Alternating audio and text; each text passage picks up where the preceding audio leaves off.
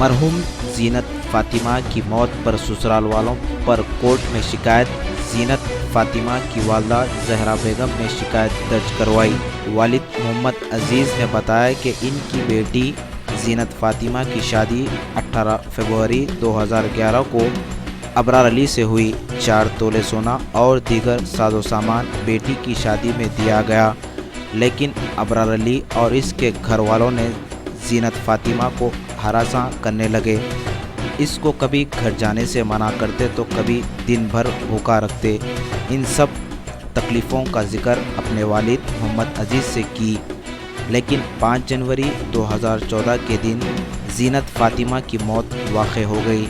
इस तमाम वाक़े को लेकर जीनत फातिमा की वालदा ने कोर्ट में शिकायत दर्ज करवाई, जिस पर मीर चौक पुलिस ने ख़बरस्तान से खबर खोद कर तहक़ीक़ात का आगाज़ कर दिया। इस सिलसिले में मीर चौक पुलिस मसरूफ़ तहक़ीक़ात है।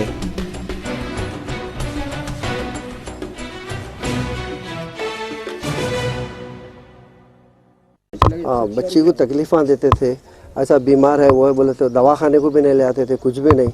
कहाँ हमारे घर को भेजो बोले तो घर को भी नहीं भेजते थे।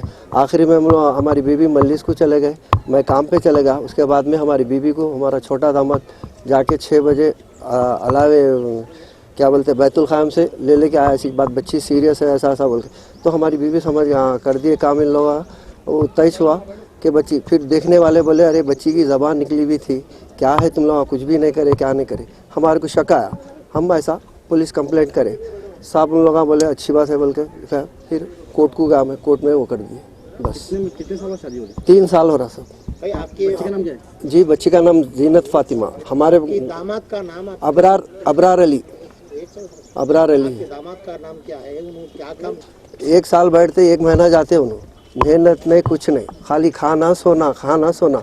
अम्मा के लाड़ों में इतना वो हो गए बस। अबरार अली।